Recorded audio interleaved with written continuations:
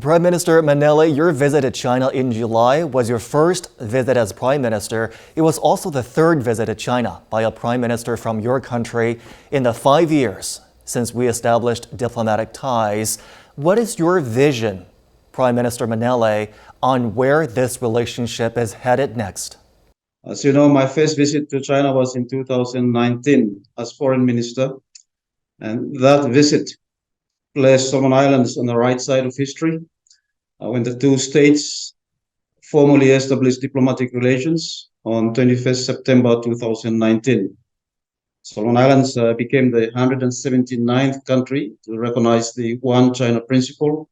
The relations between our two states have progressed with speed, scale, and depth in less than 5 years.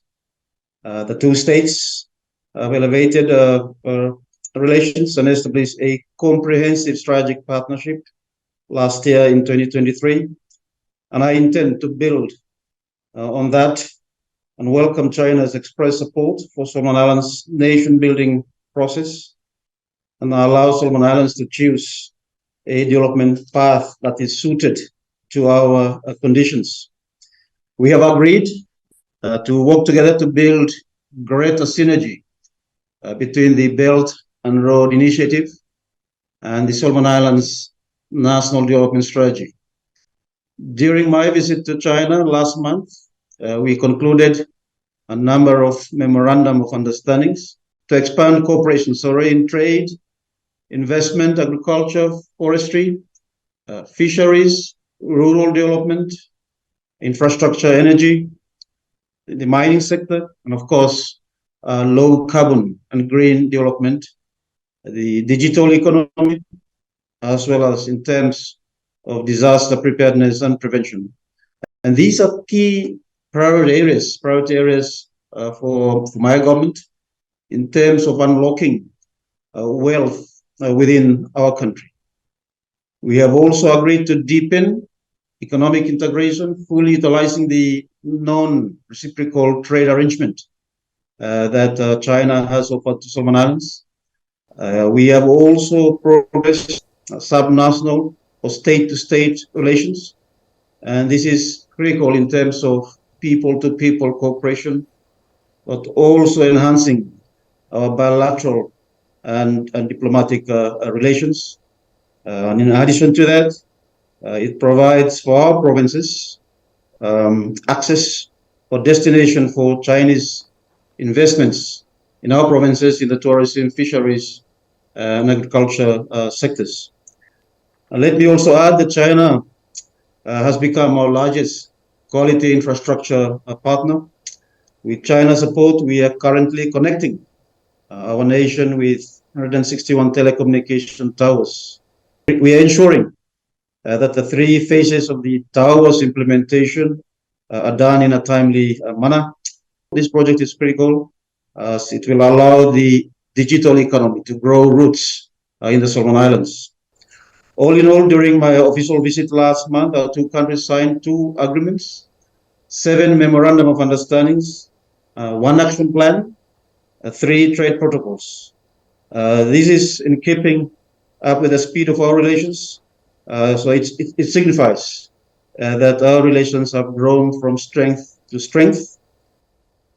China's bilateral projects is transforming Solomon Islands, building unity, and bringing our scattered islands more closer as one people, both at the state and sub-state levels. I believe the relations between China and Solomon Islands are based on a win-win approach in terms of respect for sovereignty, equality. And on this note, I would like to reaffirm Solomon Islands' commitment to upholding the One China principle. We value China's continuous role in championing the developing countries' agenda. China has stood by Solomon Islands when our relations were debated globally and even regionally. The depth and scale of these cooperative engagements, as you mentioned, sir, are certainly very encouraging and very promising. You launched a 100 days program and policy statement in mid-June and have emphasized international cooperation in economic stability, infrastructure, and environmental protection. Can you share with us what progress has been made in this program and how important is international cooperation in its success?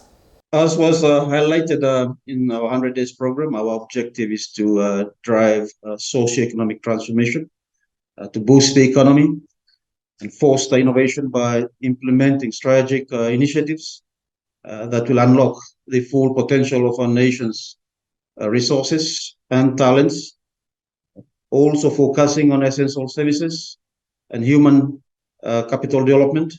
Working closely with all our partners, international cooperation is critical. As a small island country, we are faced with a myriad of development challenges, and on our own, we will not be able to address those. Hence, the importance of international cooperation. I believe that we have already made significant progress in terms of our partnership with China.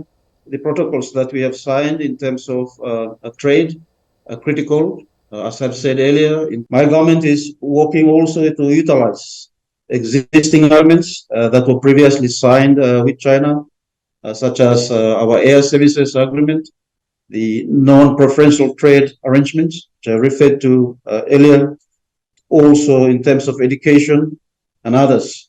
In summary, our cooperation with China has greatly aided our current progress in implementing our 100 Days program, and we'll continue to work with all our partners, including China, going forward. The Four Full Respects policy raised by Chinese President Xi Jinping guides China in developing relations with the Pacific Island countries.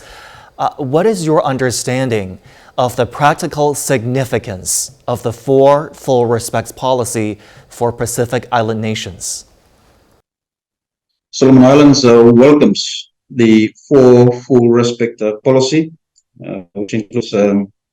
which are the full respect for sovereignty and territorial integrity, full respect for development paths, full respect for local culture and traditions, and full respect for interests of Pacific Island countries. The four full respect principles does help and is critical in terms of guiding regional cooperation with China to ensure that it's horizontal and centered in mutual respect for equality, mutual benefit, and mutual prosperity. So these are critical foundations for countries, not only China and Pacific Island countries, but I guess globally speaking, these fundamental principles and principles for which Solomon Islands would like to partner with China on going forward. These principles also allows the Pacific to be in the driver's seat in terms of its development journey and aspirations.